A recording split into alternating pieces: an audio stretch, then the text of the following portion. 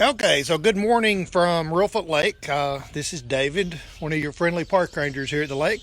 Just wanted to do a quick update that we just had a fairly nice small earthquake. Preliminary reports are 2.7, roughly 5 minutes ago. Shook the house pretty good. Got Cody all excited. So we thought we'd walk out on the boardwalk. Say hello, Cody. Come on, Cody. Say hello to the camera, Cody. So there's Cody. Saying hello to the camera. There's Cody. So Cody said hello to the camera. Quick view just out over Reelfoot Lake, which Reelfoot Lake, for a quick history, was formed by a large series of earthquakes back December 1811 through early February of 1812. So I thought it'd be a good time just to do a quick little post on the earthquakes. It's not uncommon for us to have earthquakes to shake this area. Depending on what you're doing, you may or may not actually feel the earthquakes or realize they've occurred. This one was a fairly substantial boom. Sounded like maybe distant, or not really that distant, maybe an explosion or dynamite. And then once again, the building did shake fairly well.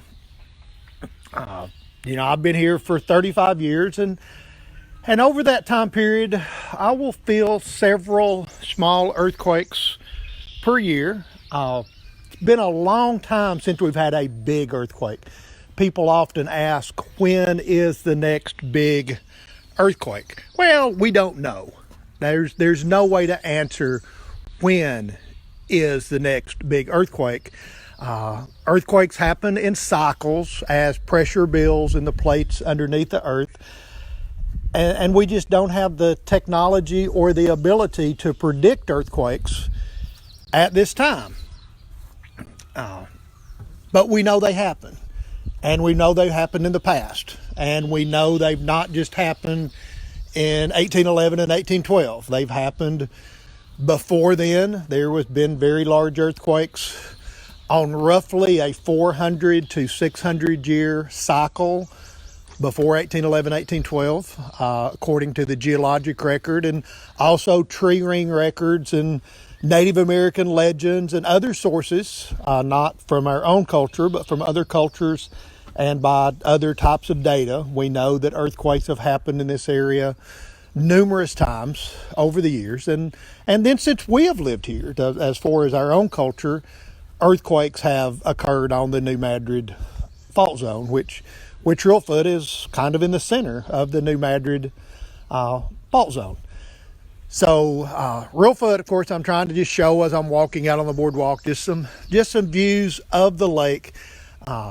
Because of the way Reelfoot was formed on the floodplain of the Mississippi River by the earthquakes, and what a lot of people do not realize, by actions of the Mississippi River.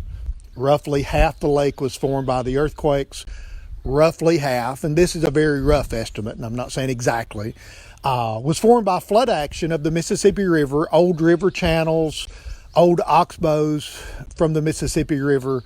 So that's why Reelfoot is such a unique lake. Today, Reelfoot covers approximately 15,000 acres of boatable water at normal pool level, which pool level fluctuates depending on rainfall. It may go down to 11,000 on a drought. It may go up to 20,000 on flood stage, but roughly 15,000 of water with an average depth of only 5 feet. It's filled with stumps and logs and water lilies and cypress trees and other types of vegetation because it's such a shallow lake. But because of that, it's also very, very diverse in the types of creatures that we see here. Just on this quick walk while I've been on the video, it's a cell phone video, so you can't show it. I'm looking at an osprey sitting on her nest where they're working on a nest just off the boardwalk. Had a bald eagle go flying by, not close enough to get the cell phone video to pick it up.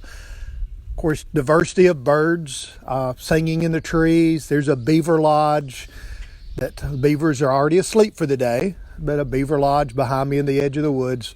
So Reelfoot, of course, is full of fish.